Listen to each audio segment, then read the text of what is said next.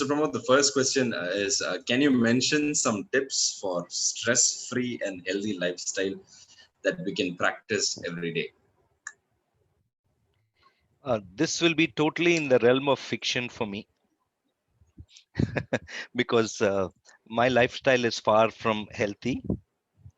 But yes, see, there is an author, and by the way, all these authors that I mention will be normally only um, authors with good values.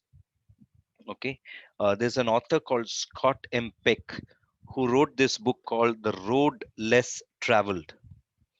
There's this beautiful poem by Robert Frost, Two Roads Diverged in a Wood, and I took the one less traveled by, and that has made all the difference. Based on that poem, he wrote a book called The Road Less Traveled.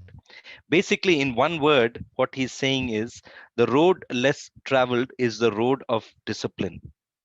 Okay, and discipline to a large extent is the answer to many of the bad habits or bad patterns of behavior that we have in our life. And if you want to look at stress free life or healthy lifestyle, you have to have the one word answer to that would be discipline. But let me get down to a practical thing. So if you want to know the best essay, that whole book for me is like an essay on discipline, is The Road Less Traveled, Scott M. Peck. If someone can type it out there so that it will be useful for everyone.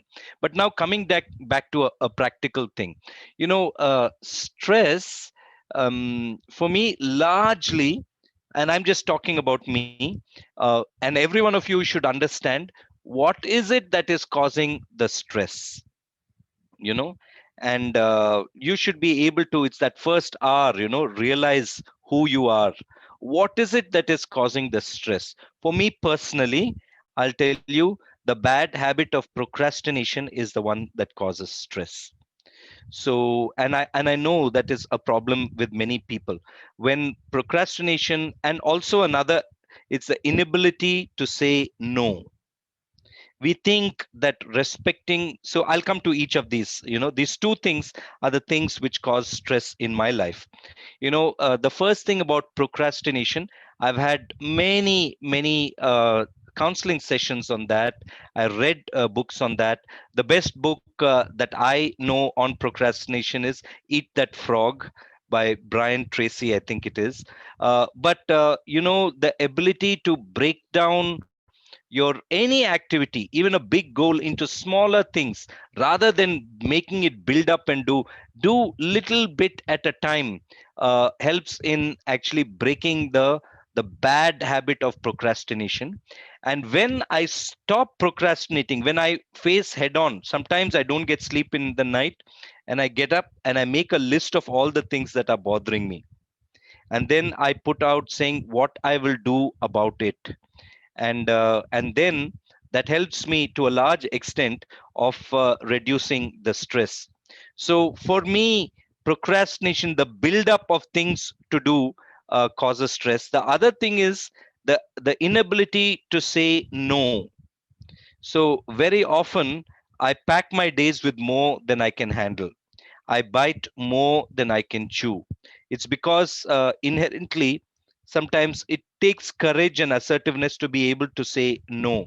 Sometimes we have this wrong feeling that in order to respect someone, you should say yes to whatever they ask you, and different people manipulate you because of that. But actually saying yes and not being able to do it is very disrespectful. It's better to be honest and say no when you can't do it, but say it in a polite way and give the justification for it, and only accept what you can, only say yes to what is within your powers to do. To a large extent, the stress will reduce. As far as the healthy lifestyle is concerned, I believe that the power of routine, that's another R that I want to give you. The routine is very important. So I believe the amount of time you sleep, when you get up, when you have your meals, when you do your exercise, if you get into a routine, I believe your body loves rhythm. And that's one thing I realized. And having haphazard routines is for me the biggest health hazard. So get into a routine, and the power of routine will create a rhythm in your life, and a rhythm in your life will create a momentum which could be unstoppable. That momentum can't be built up with haphazard routines. It has to be dealt with good routines.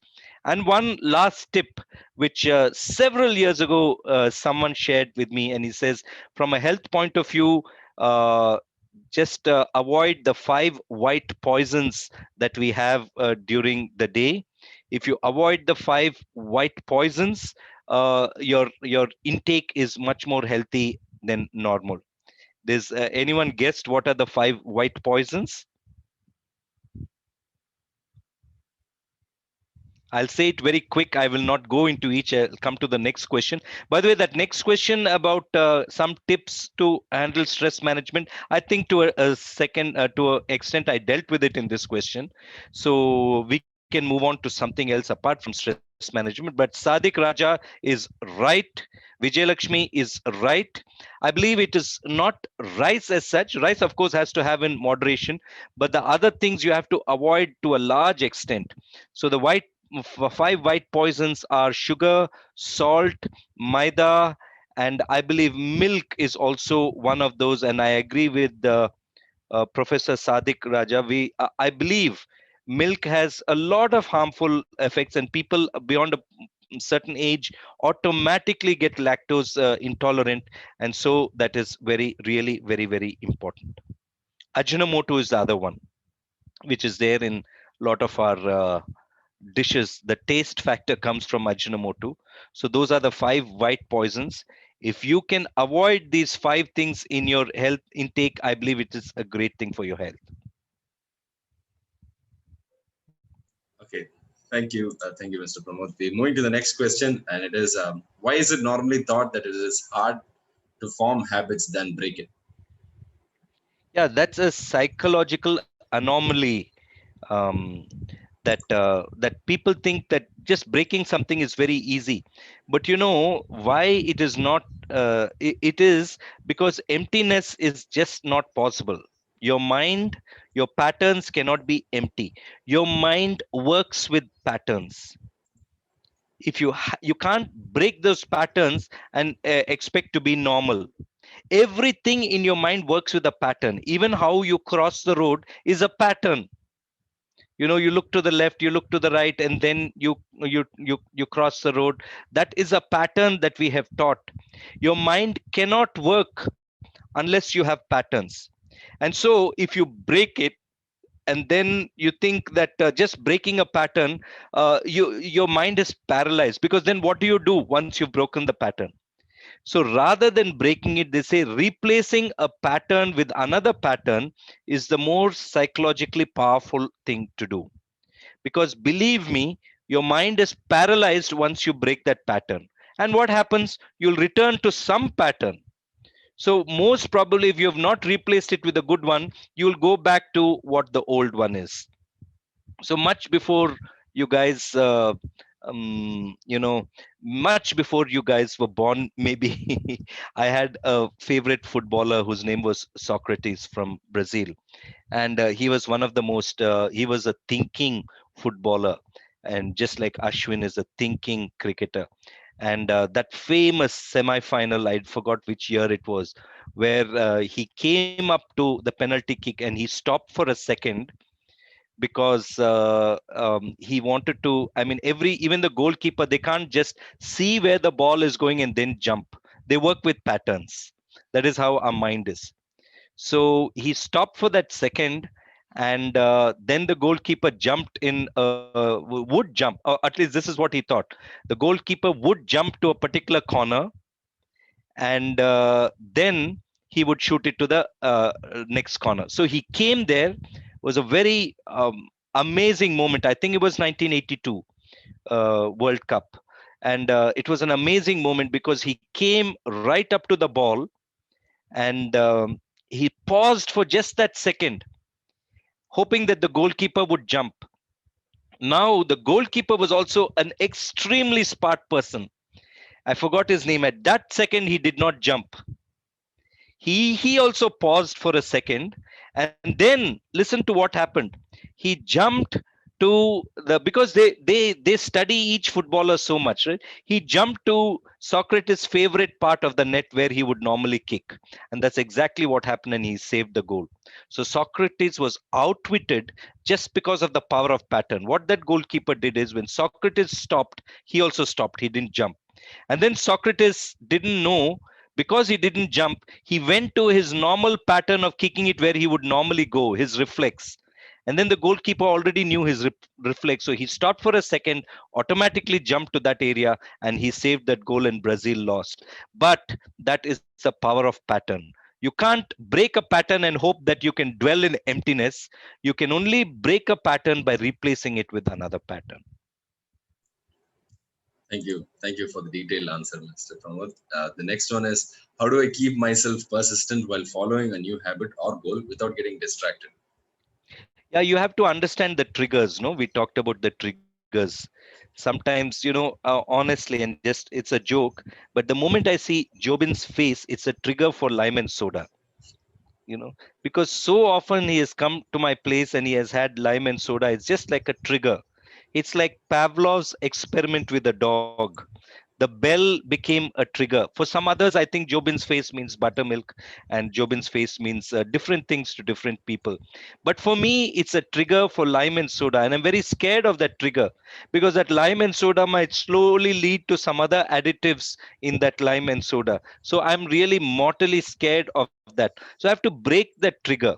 So, jokes apart, I just did it as a joke because I was told by certain people, Uncle, please do a little bit of roasting. So that is also a bad habit on my part. I should break it. But when you remove the triggers, when you remove the distractions, you have won half the battle. The other thing is, life is a continuous internal dialogue that you're having in your thought. I'm telling you, the internal dialogue in your hearts, in your minds, is more powerful than the external. So whoever asked this question, I want to tell you, strengthen your internal dialogue continuously. If you have to remind yourself 100 times, do it. Why am I doing this? Because of this. You can do it. And there's a whole very interesting field in psychology called NLP, which is neuro linguistic programming. Nowadays, NLP means natural language processing, but I'm talking about the previous meaning of more popular meaning of NLP, called neuro linguistic programming. You have to continuously program yourself. Your dialogue should be very strong, dear friend, and continuously remind yourself, be motivated, surround yourself with the good triggers, remove the triggers that lead to the old habit, and surround yourself with triggers that lead to the new habit, and you'll be able to do that. Thank you. Can you list a few positive habits that would help us to be a blessing for others? So yes, thank you, Joy. Would anyone care to help me here? What do you think are some of the positive habits? I just want you to also think. You can chat. What could be the positive habits? And I would respond to that. Okay, Carol says Making, making time for the people. yeah, in the 4-page quadrant, important but not urgent is making time for people. If you make time for people, the real important rocks in your life, that illustration, you make time for people, you'll prevent all kinds of problems in the future. I'm telling you, making time for people is beautiful. Yes, a smile.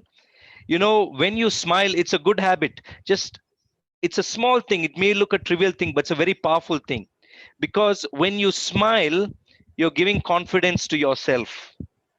And a smile can break a frown, and a frown can cause so many unintended consequences. So yes, smile is a good. Being in time, punctual, I'll tell you, there's Lord Byron, I think it was, he said, I have always been 15 minutes early for whatever I did, especially when it is meeting people, and that has made a man out of me. And so I think being in time, so program yourself. You plan your day in such a way that you're 15 minutes early for every single meeting. Don't accept meetings which are back to back. That's a good thing. Being punctual, review what you've done at the end of the day. That's a wonderful good habit. Thank you for all the habits that you're this thing. Asking people how they're doing, and not just ask and go away, but genuinely be interested in other people. You should genuinely be interested in how it is going, and so many beautiful things can come out of it. Yes, all good habits. Recently, and this lockdown was really making me into a vegetable. So one good habit that I started is I started playing a sport with some of my friends here in this colony. And not only has it helped me in my routine, it's early in the morning, so it helps me to break the habit of late sleeping. Because when I know that someone is waiting for me, and initial days I had to tell him, uh, friend, can you please call me at this time? It was a little embarrassing, but I told him, and he would call me, and he would wake me up, because alarm, I'll just shut it and go to sleep. And I play that sport every day, not in the weekends, but 5 days a week. Early in the morning, I play that sport, and that is a good habit, and that has done wonders to me and my fitness. Okay, I thought you were adding more. Cool. So we have a detailed question now, and it goes like this. I got time to relax after nearly 4 months yesterday. I've been feeling a lot of sexual tension from the previous days with a male friend. The tension had become overwhelming in the past few days because of other work stress. Normally, I read erotic literature when this happens to dispel the tension. How do I replace this habit? I was finding it hard to find a replacement yesterday apart from social media binge. Friend, I want to thank you for asking such a frank question. But I'm at that age, I'll be very honest with you, where it is much more easy to deal with such kind of things. Because at a younger age, there is something called testosterone, which plays havoc with your life. The thing is, here more than anything else, don't replace one bad thing with another bad thing. Reading erotic literature is not what we are meant to do. Sex is a beautiful creation of God, but there's some very clear boundaries. It has to be only within the blessing of marriage, and there is no way that it can get out of it. Erotic literature itself breaks that commandment. Erotic literature kind of suggests, that sex is an end in itself. Sex, by the way, is not an end in itself. I'll just tell you something which may be a little tough to digest, but at least just listen to these 2 3 lines that I'm saying. In God has created certain things to help us in certain ways.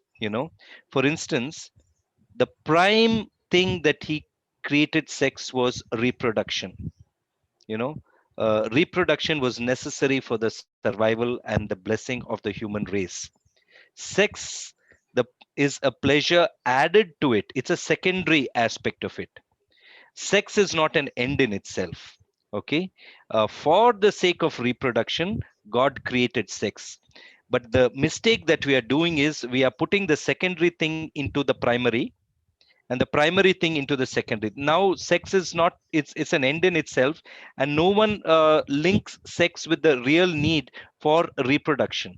So that itself is a big argument against homosexuality. Why would one person have to have sex with no purpose?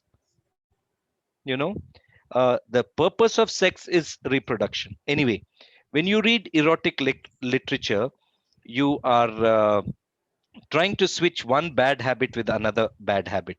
So don't do it. I'll come to how you are doing it. But one more example of primary and secondary. The primary reason we eat is for nutrition, right? We eat for nutrition. Taste is a secondary thing. Taste is a secondary aspect that helps in the primary aspect. Just as sex is, the pleasure of sex has been added for the primary thing of reproduction, the pleasure of taste has been added for the primary aspect of nutrition. But when you switch it, you make the primary reason for eating is taste and not nutrition, your health goes bonkers, isn't it? So we are living in an age where we have given more importance to things that are not so important, and that has caused all the problems in our life. Sex is not an end in itself. Now, having said that, the sexual tension, and I'm glad that you've described it that way, you have to have positive ways to dispel your energy. And I'm telling you honestly, when, especially at that age, and this used to rule, the power of testosterone is so much that it makes you do things that you don't want to do. But this is one area where you have to replace it with good things. But I've noticed, for instance, when I've consumed myself in my academics, when I've done well in my academics, you know the achievement of that takes away that sexual tension, because I'm pouring all my energies in that, or into sport, or into anything where you can have a sense of achievement. Believe me, this will very aptly replace the tension that you feel in you. And that is why I'm saying habits, just breaking a habit and being empty is a disaster. You have to replace it with something positive, something that consumes your energy, something that you love doing, and something that you have the discipline to focus yourself in. And not just one thing, it could be two, three things. Because we are so much full of energy at this age. Channelize your energy. I want to tell you one last thing. Imagine a powerful waterfall like Niagara Falls. A powerful waterfall. It's very destructive, actually. I believe it erodes, even rocks are eroded by the power of a waterfall. But when it is channelized, it produces something that is beneficial for the whole of mankind. It produces electricity. So that sexual tension, I would say, is like a powerful waterfall. Think of small ways in which you can channelize it, something that is productive, something that will eventually be beneficial to others. And I'm telling you, anything. I know a person who volunteers in Blue Cross, helping animals, and spends a lot of time doing something for others. Volunteer and channelize your raw energy into something refined, and that is the key to replacing it with the right thing. Thank you, Mr. Pramod. We're moving to a set of Yeah, two questions. and sorry, I was corrected there. We don't know if the person who said it is a male or a female. Either way, the answer holds good. Thank you for correcting me, dear friend. Someone has written to me privately, I think. And but it holds good. Either way, I've had people. The tension is real. Believe me, it may manifest itself in different ways, but whatever your gender, the tension is a reality, and the pattern should be the same. Replace it with something positive. Thank you, Mr. Pramod. The next two questions are a little related, so I put them together. How do I prevent laziness from getting in the way of following my habits and being consistent? How do I keep myself motivated when I'm trying to do something new, which normally I don't like it? True. And see, the lazy thing sometimes, we, and I'm a victim of that too. I told you about these negative arrows that are thrown at you. Sometimes does not give you the motivation to dispel your laziness. If someone keeps on telling you you're a lazy guy, or you have it in your mind, I'm a lazy guy, I can't do anything, I'm good for nothing, I'm hopeless, all these things, believe me, this internal dialogue is very strong. There is a reality of evil in this life. There is an evil one, and the evil one's express reason is to keep on demotivating you. And by demotivate, don't do it to yourself and don't do it to others. Especially lazy people, you keep on telling them that you're lazy, or you keep on thinking that you're lazy. It's highly demotivating. The best way is to catch up something that you like. And I've noticed the laziest of people become galvanized into action when they have something that they like to do. This is something, by the way, that I love to do. Interact with the intelligent youngsters like you. It makes me feel very young. I love doing it. When this opportunity comes, all my laziness vanishes like a swish, And I love talking, and I can do this for hours. So let me warn you. But the thing is, do something that you love to do. Discover something that you love doing, and get immersed in it. Before you realize it, your laziness has vanished. How do I keep myself motivated? Again, I want to say it's the internal dialogue. Remove those bad triggers. Unfortunately, I want to tell you, dear friend, if some friends are the bad triggers, then you have to realize that, and you'll have to probably remove that and form other friends, at least till you have gone well down the path where they're not going to influence you in some way. You don't cut them off for life. I don't say that, because friendship is something very valuable in this life. But if they are a bad influence, if they are bad triggers, at least for a temporary point of time, till you make yourself immune to them, you should be able to cut them. Surround yourself with good triggers, surround yourself with positive thoughts, reward yourself, create milestones, play little games with yourself, maybe a chart, maybe something saying, okay, once I complete this 5 days, I do it continuously, I'm going to reward myself with this. Do all these creative things and keep yourself motivated. Thank you, Mr. Pramod. The next question is, how does one recognize the thin line that distinguishes obsession and healthy habit forming? Okay, so the difference between obsession and healthy habits is, who is on the throne of your heart? Is it you, or is it serving others? So let me say, any obsession becomes an obsession when it becomes all about you. For instance, if I say, for even I'm meeting someone for a long time, they've come to my house to meet me, they love me, and they want to spend time with me, but I say no. This new habit that I've started, this this sport that I'm doing in the morning, if it has become an obsession for me, I will not even care. And even if there's a medical emergency, I still need it.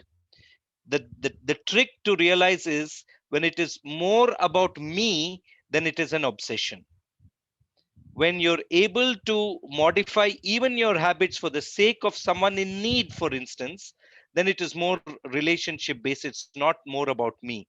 You should know the purpose why you're doing your habits. And believe me, the purpose for your life is not just about you.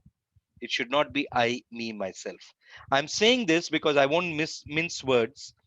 And it is our fault. We are creating generations that are becoming more and more selfish. And selfishness leads to obsessions when it becomes all about me. You're on mute, but I heard you saying thank you. Yes, thank you. Thank you, Mr. Pramod. Guys, thank you very much for sending your questions. It's 7:30 already. We'll be dealing with a few questions, and we'll try to wrap this off soon. If you have more questions, please do write to us, and we'll contact Mr. Pramod directly, and we'll get the answers for you. So the next, Now you're on mute again. The next quest you said and went on mute. okay, yeah. Why do we willfully and consciously engage in self-destructive habits while ignoring our better judgment? Um, if we are coming to a close, I'll tell you very honestly. There is the Apostle Paul, who wrote the most of the New Testament. Okay, and he wrote a book called the Romans. Of course, there's a lot of thing about the authorship, but in the book of Romans, it is written, "What I want to do, I cannot do.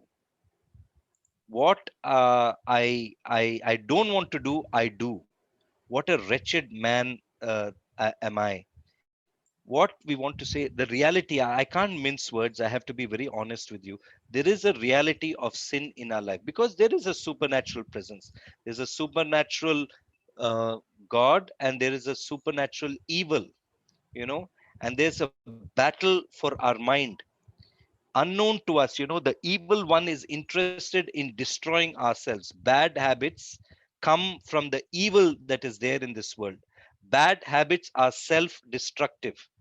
There's no two ways about it. I just amazed that some of the people who are so accomplished in something, sometimes they have a bad habit that is so self destructive. Why do we willfully and consciously engage in self-destructive habits? And that is because the evil one is a great manipulator. He manipulates our mind. And initially, most evil comes like a sugar coated bitter medicine, so sugar coated that a bad thing seems so sweet. That is the reality of evil. That I have to give you a frank answer in it. Why are we self destructive? Because of the evil that is there in this world. The only way, and that is the reason why we are self destructive. There's no logic in it.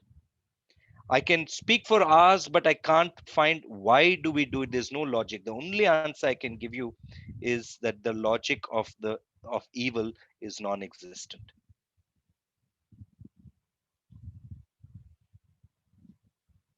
I'm trying to read his lips. Don't worry, guys. Yes. I don't know why I've gotten this. Is someone unmuting me deliberately? Okay. Uh, so the last two questions for today, Mr. Pramod. The first one is the I find it easier to fill my day with many things rather than leave it empty for relaxation time. You could say I'm a workaholic. How do I break this habit with an equally powerful habit? Because something low key and traditional relaxing may not be strong enough to replace it. What do you suggest? Yeah. By the way, whoever asked this question, there's nothing wrong if you're filling your day with many things. So, a few almost 2 decades ago, there was the chairman of the Atomic Energy Commission of India called Dr. Raja Ramana. You know, India had not yet become a superpower in space or nuclear power, but it was getting there. And largely, it was the leadership. Of course, there was Homi Baba in space. There was Vikram Sarabhai in atomic energy. There was Homi Baba and all that. But Raja Ramana was a brilliant mind, and they were building India's nuclear capabilities. It's not a joke, right? You can Google it up. So his days were very, very busy, scientifically very busy, administratively very busy, highly hectic lifestyle he had. And then he said something that amazed the whole country at that point of time. He said, when I go home, I relax by playing the piano. And he was an eighth grade London School of Music pianist. And what does he relax by playing? He relaxes by playing Bach and Beethoven, you know. And those in itself are again highly complex things. For me, that would not be a relaxation. But for him, it's a relaxation. The trick of relaxation is that you break the chain of something that you've been doing for a long time and do something different. That in itself is relaxation. So don't think relaxation, the definition of relaxation is just sitting idle, because your mind can't be idle, and an idle mind is the devil's workshop. The trick of relaxation is doing something that you love and doing something different from what you have been doing all day. That itself is a relaxing thing. So think of something like that, I'm not muted this time. Yeah, the last question for the session is how to minimize tension, frustration with others who are less organized and not so great habits than you or me. Yeah, so that happens. Friends like Jobin and me, we can pull you down sometimes, because I'm just joking, but you know what I mean. Sometimes it's possible, that your friends are, they're not really facilitating your good habits. It may be time for that. So once I was standing on the balcony. I was just 16 years old. I was standing in the balcony of my house with my father. My father was a principal of a very prestigious school called the Hyderabad Public School. And he was telling me something amazing. The bell had rung, and all boys were streaming. At that point in time, it was largely a boys' school. Now it's a co ed school. They were streaming out of the classrooms. And he said, just by looking at their walk, you can see, I can say, those who have an ambition in their life and those who do not have any ambition. He said, even their walk will be aimless. So it is very, very possible that in a group of people, there'll be some who are driven by a good ambition, and by the some who are just without any ambition. They're kind of aimless. The aimless people eventually become prisoners of other people's aims in their life. The people who have an aim, that's the hallmark of leadership. And honestly, that was a small trivial thing that he said to me. My father is no more, but I vividly remember that day when I was looking at all those guys. I can see their faces. I'm telling you, among those were guys who were outstandingly successful. In that group of boys who were coming there, I'm not boasting, but then we had some great personalities coming out of that school. The CEO of Microsoft, the chairman and CEO of Adobe, the future president. The announcement will come sometime, of Procter and Gamble. uh, a chief minister, a union minister, a cricket commentator. Some great personalities were walking there, and the hallmark of them is that they stuck to their ambitions, even if it meant isolating themselves from different people. I've observed them. I've observed some great people. I don't count myself as one of them, but I've observed that for them, their routine, they stick to it in spite of the discouragement. I've known guys, on a Sunday afternoon when everyone else was relaxing. There's this guy. He is the vice president of a huge multinational. He would go in and he would prepare for the next day. He would go to the classroom, which was absolutely abandoned on a Sunday afternoon, and he would prepare for the next day. He's not a teacher, he's a student. These are the kind of people who are willing to isolate themselves to accomplish, because I'm telling you, leadership and success is a very lonely journey. You should be willing to isolate yourself whenever required, and you will be able to do this. I'll tell you one more example, and then I'll close with this, Jobin. So I was in Madras Christian College, Heber Hall. you know um, Gopal, who is the now the CEO of Airtel. After dinner would be a time where we would joke, for it would go late into the night. We would play pranks, we would joke, we do all those kind of things. But he had put in his schedule where he would go and do a practice test for the IMs. And whatever we were doing at that time, whatever it is, even in the most amazing fun mischief that we were doing, he would break off and he would go and he would fulfill his schedule. And that is a hallmark of people. You should be willing to break off from the influence. You should stick to what you have planned to stick to, irrespective of what happens. You can't get influenced by the people around you.